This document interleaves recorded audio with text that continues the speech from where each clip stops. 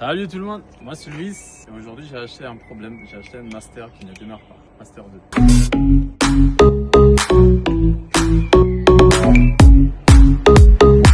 Le petit problème, j'ai acheté dans l'état, c'est-à-dire qu'il ne démarre pas. Okay.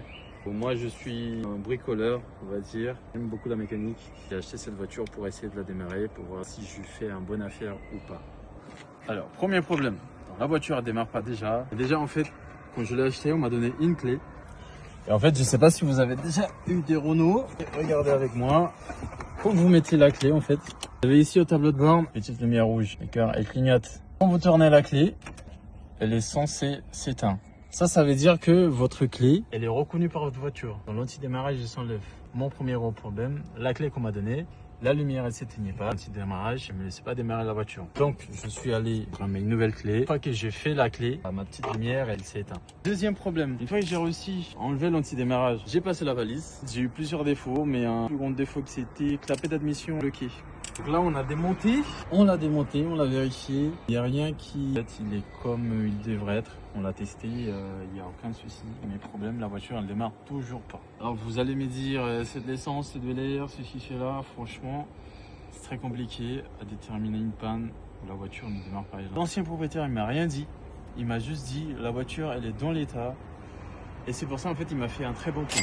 Une fois que j'aurai réussi à la réparer, je vais vous donner le prix. Aujourd'hui, on avance un petit peu plus. Je viens de faire pas mal de choses justement pour tester. Comme par hasard, je suis tombé sur une vidéo. C'était très simple. On m'a dit, il faut tester tes bougies de préchauffage. Donc pour le test des bougies de préchauffage, vous débranchez dans votre batterie. Vous débranchez le positif.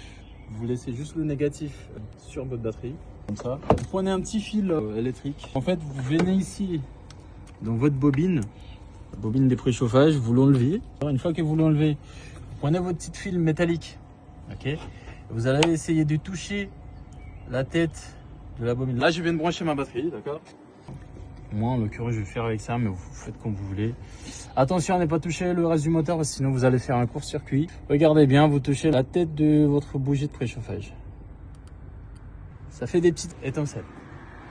Donc là, en l'occurrence, ma bougie de préchauffage, elle est bonne. Je l'ai fait avec tous. Par contre, regardez là, surprise. En fait, on voit bien que tout est rouillé. Très rouillé. Il y a de la rouille de partout. Regardez bien quand j'essaie de toucher ma tête de bougie de préchauffage. Il ne se passe rien du tout.